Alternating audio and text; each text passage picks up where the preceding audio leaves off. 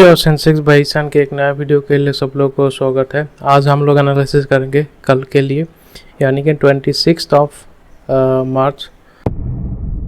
अब निफ्टी में क्या हुआ है, निफ्टी में आज सुबह से ही सब लोग को ट्रैप किए जो भी शॉर्ट्स थे। तो मैंने भी देख लिया था कि इन लोग ने सुबह से ही खेल खेलना स्टार्ट किए थे, क्योंकि नीचे आने के बाद पुट का प्राइस बढ़ गए थे, उसके बाद ऊपर चले गए। सो ये एक्चुअली जब भी ऐसे किए तो मैंने ऑलरेडी एक डिसीजन ले लिया है कि मेरा जो शॉर्ट्स था उसको मैं और थोड़ा ऐड कर दूँ, क्योंकि इन लोगों का गेम ही था आखिरी तक खेलने के लिए। सो हम लोग ने भी क्या किया, जब ऊपर गए तो यहाँ पे कर दिया एडिंग।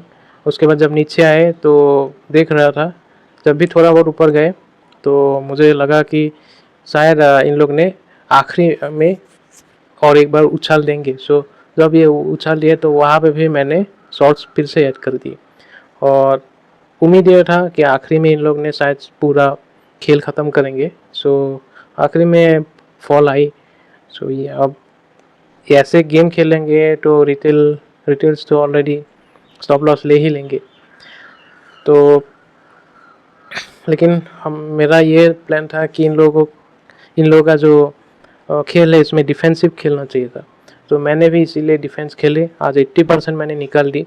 जिस तरीके से आखिर में नीचे की तरफ आ गए, तो ये उम्मीद तो लग रहा है अब कि कल शायद हम लोग गैप डाउन खोलेंगे, और गैप डाउन खोलने के बाद ये वाली टेस्ट कर सकते हैं, ये जो 23,400 की आसपास। लेकिन वहाँ तक अगर ये गैप डाउन के ऊपर है, अगर गैप डाउन खोल ली, बड़ी वाली गैप डाउन खोल ली, तो अगर 200 पॉइंट्स का गैप डाउन खोल दिया तो ये सीधा इस तरफ आ जाएंगे 23,480 के आसपास। तो तब तो पहले ही जो टिक में हम लोग एग्जिट कर देंगे। और अगर 500 में आया तो थोड़ा बहुत रुके रहा, क्योंकि बहुत बार ऐसे भी दिखाते हैं इन लोग कि 500 को ब्रीच नहीं करेंगे। ठीक है, सो ये भी एक टैक्टिक्स है इन लोगों का, 500 का अगर ऐसे सपोर्ट रख के आखिर में गिरा देते हैं।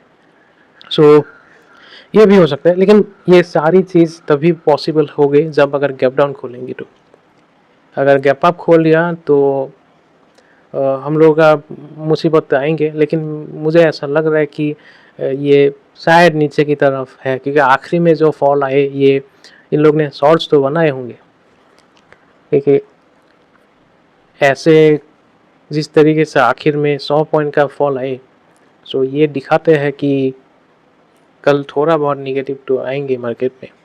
अगर जिन लोग टेक्निकल्स फॉलो करते हैं उन लोगों के लिए भी एक है कि इतनी ऊपर जाने के बाद पहली बार एक डॉजी बना है, तो नेक्स्ट डे अगर गैप डाउन खोल लेते हैं तो क्या होता है, फॉलो अप रेड कैंडल बनते हैं। तो ये भी एक पॉसिबिलिटी है, बट अगेन वो सब पॉसिबिलिटी के ऊपर ही है। मैं इतना टेक्निकल से फॉलो नहीं करता, लेकिन सारी चीज़ अभी मैच हो रहा है।